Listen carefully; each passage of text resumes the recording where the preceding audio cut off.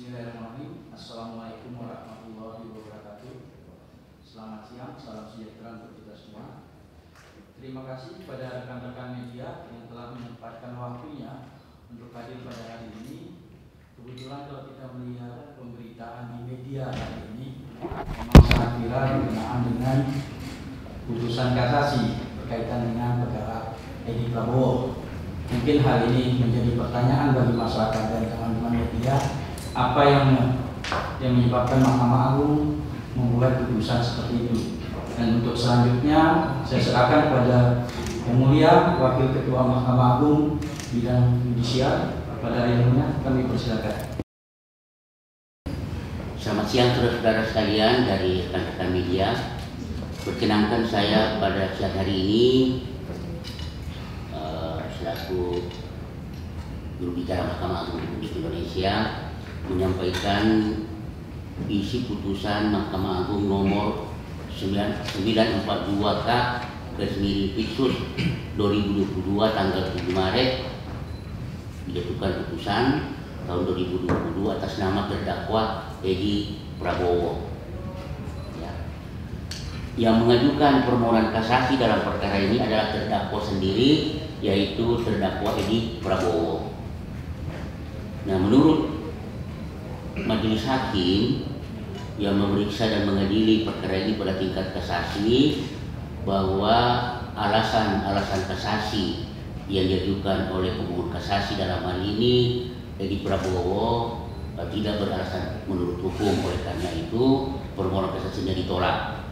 Namun demikian Majelis Hakim melihat, Majelis Hakim Kasasi maksud saya, melihat di dalam putusan yang dipaksi dalam hal ini Pengadilan Tipikor tingkat pertama, kemudian Pengadilan Tipikor tingkat banding, sebagaimana di dalam putusannya, bahwa ada kekurangan di dalam putusan Depaksi, yaitu kurang mempertimbangkan ada keadaan yang meringankan terdakwa, namun pengadilan Depaksi tidak mempertimbangkan. Apa itu keadaan yang meringankan menurut Majelis Hakim Kasasi? Yaitu bahwa faktanya terdakwa sebagai Menteri Kelautan dan Perikanan Republik Indonesia sudah bekerja dengan baik dan telah memberi harapan yang besar kepada masyarakat, khususnya bagi nelayan. Dalam hal ini terdakwa mencabut Peraturan Menteri Kelautan dan Perikanan nomor 56 Permen/KP/216 tanggal 23 Desember 2016 dan menggantinya dengan Peraturan Menteri Kelautan dan Perikanan nomor 12 Permen/KP/220 dengan tujuan yaitu adanya semangat untuk memanfaatkan benih lobster untuk kesejahteraan masyarakat, yaitu ingin memberdayakan nelayan dan juga untuk dibudidayakan karena lobster di Indonesia sangat besar. Lebih lanjut lagi, dalam Peraturan Menteri Kelautan dan Perikanan nomor 12 Permen/KP/220 tersebut, eksportir disyaratkan untuk memperoleh benih lobster atau BBL dari nelayan kecil, penangkap BBL, sehingga jelas perbuatan terdakwa tersebut untuk mensejahterakan masyarakat khusus nelayan kecil. Nah itu, jadi ada regulasi yang dibuat, dicabut yang lama, kemudian itu membuat yaitu Peraturan Menteri Kelautan dan Perikanan nomor 12 tadi.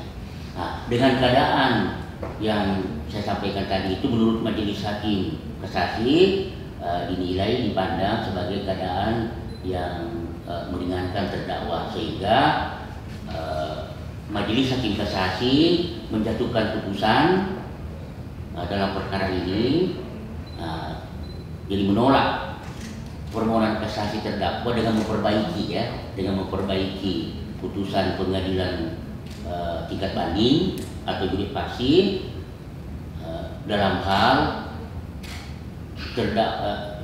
mengenai pidana pokoknya ya, pidana yang dijatuhkan kepada terdakwa dan namanya pidana tambahan berupa pencabutan hak untuk dipilih dalam jabatan publik menjadi menjatuhkan pidana kepada terdakwa Edi Prabowo dengan pidana penjara 5 tahun dan pidana denda sebesar 400 juta rupiah dengan ketentuan apabila denda tidak dibayar maka diganti dengan pidana kurungan selama 6 bulan. Kemudian menjatuhkan pidana tambahan berupa pencabutan hak untuk dipilih dalam jabatan publik selama 2 tahun dihitung sejak terdakwa selesai menjalani pidana pokok. Nah, itu yang diperbaiki. Sedangkan amar selebihnya itu tidak berlaku. Seperti misalnya uang pengganti dan lain sebagainya itu tidak diperbaiki. Jadi yang diperbaiki hanya pidana pokoknya dari 9 tahun menjadi 5 tahun.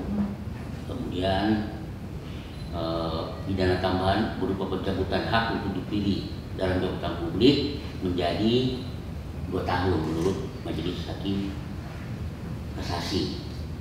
Nah, demikian putusan ini diambil oleh Majelis Hakim yang diketuai oleh Dr. Sofyan Sitompul sebagai ketua majelis, didampingi oleh para hakim anggota Dr.